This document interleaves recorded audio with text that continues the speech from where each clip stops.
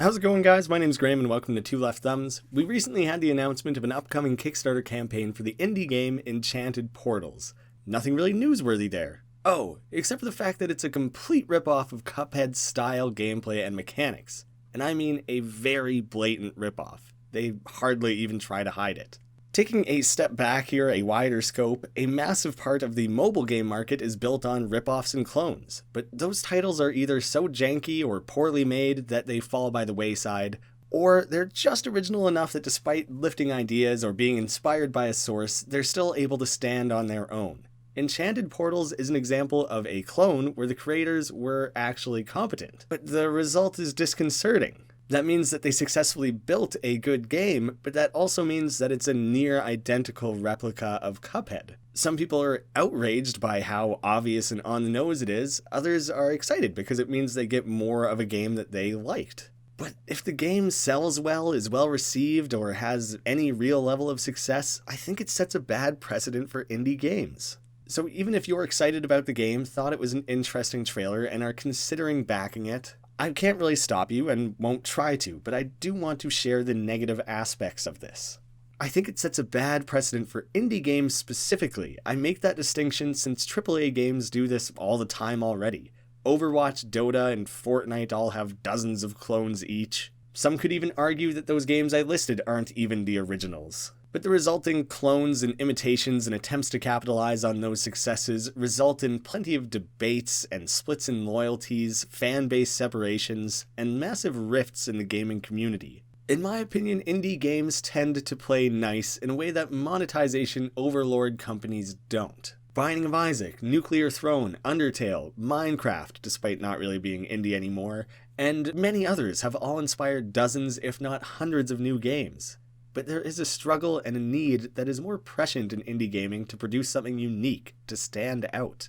For an example, I'll use Nuclear Throne and Gungeon. They're both isometric pixel art run-and-gun roguelikes. They have similarities, but are fundamentally different games. Indie gaming often attracts people who have less money to spend. Maybe you have a less powerful system to run AAA games, or you aren't willing to drop $60 to $80 on a new release. When indie games are competing with other indie games, if you make a game that is an exact clone of something else, people are just going to keep playing the original. When we look at Enchanted Portals, the artists and animators are clearly talented, but instead of creating something unique, they put that energy into something that appears totally lacking. They somehow managed to make a game that is simultaneously creative and original, yet not enough of either of those qualities to be considered unique. Based on this short trailer, I would say that the game has a lot of style. The animation looks excellent. But on closer inspection, we can begin to see how a game like this can be produced in a fraction of the 7 years Cuphead took. I'm speaking from an animation perspective, but also if you're going to lift a bunch of core ideas and mechanics, that's going to save you a lot of time in your development cycle nailing things down. Why would you bother with that when you have a perfect template to go off of? Looking at behind-the-scenes videos of Cuphead, you can see every individual frame of every character, enemy, and interaction is painstakingly hand-animated to recreate that vintage animation feel. Enchanted Portals is instead using shortcuts like tweens and puppet rigs. It does achieve a nice smooth animation, but rather than being its own thing, it comes across as a very well done tribute to Cuphead, without actually achieving the same level of detail and polish. You're kind of getting the worst of both worlds. It's very well done, but too close of an imitation to really get any credit, but it's not close enough to the original to get the praise for being a well-crafted piece of art. If I were to look at an individual screen of this game, it still has that old school feel, that aesthetic is there, but modern animation is distinctly different than traditional and can never fully capture that feeling that Cuphead nailed so well. Look at some specific comparisons using the trailer. The witch hovering above, dropping objects feels like Sally's stage play. The giant crab ship is thematically the same as Captain Briny Beard shooting cannons at you. The Beethoven boss looks like the most interesting thing,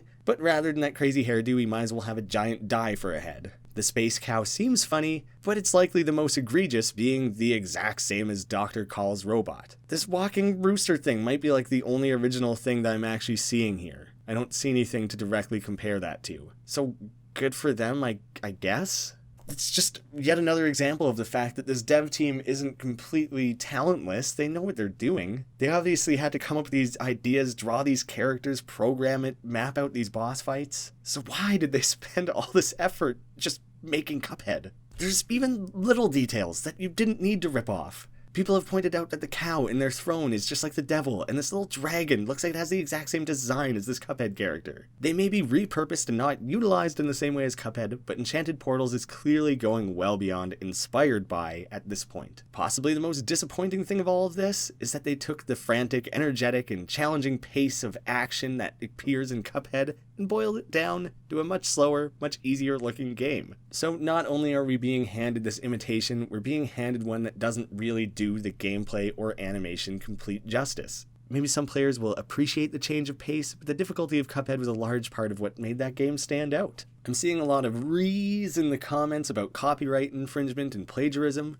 yet no assets have been directly stolen. Despite completely replicated character animations and boss concepts and gameplay mechanics, everything here had to be handmade. They had to do it themselves. There's nothing that would qualify as infringement or plagiarism, so don't expect this game to get stricken down on those grounds. When it comes down to it, the game's going to live and die on the Kickstarter that they're launching and subsequent sales if they manage to get it off the ground. Like it or not, this game is probably going to happen, and I'm just going to choose to not like it. I hate to root against a game or its developers because this game obviously still would have taken a lot of effort to make, but that feeling is personally outweighed by my distaste for these developers so transparently trying to capitalize on someone else's success. I think this tweet sums it up incredibly well. Y'all can't be this shameless.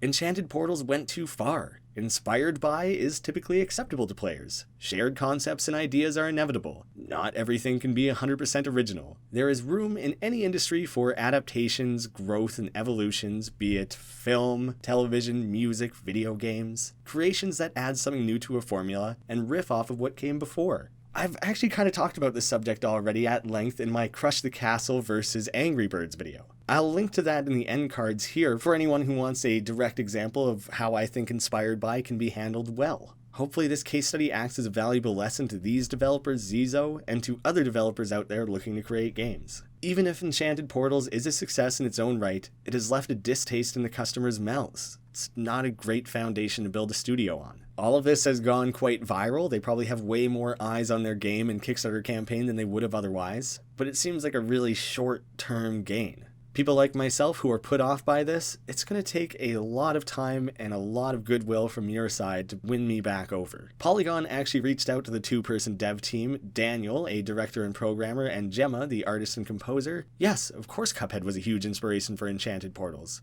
We're both avid fans and we wanted to make something similar, but always from a place of respect and admiration for the original. We were prepared for some backlash, but the trailer definitely reached way more people than we could ever anticipate, and all the hate and negativity coming our way has definitely had a huge impact on us. That being said, along with all those negative responses, a lot of people have also reached out to us to say that they adore the game and they would love to see it succeed. So we're trying to turn our attention more towards all those who are supporting us and sending their love for the game. So yes, these devs obviously knew what they were doing. They're admitting it. They might just not be aware of how far they took it. Somewhere along the way, they got lost in the weeds of Inspired By and paying tribute and just ended up making the same game. And clearly, some people just don't care. They're happy to have a new game to play. It's just baffling to me in so many ways. I can't believe developers would spend their time doing something like this. I can't believe that any consumers would stand for it and be excited for it.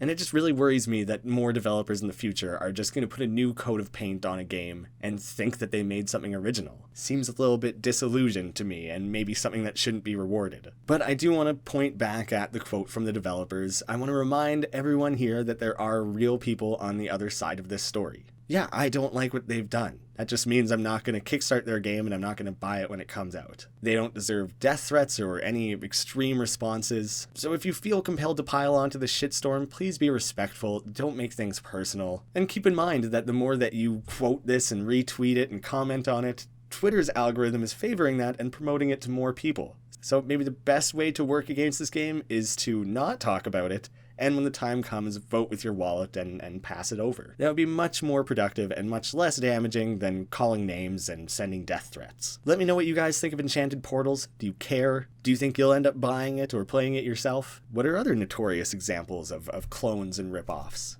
I feel like there's a lot of good discussion to be had around this, and that was part of my motivation for making the video. So thank you guys so much for watching. I hope to see you again soon.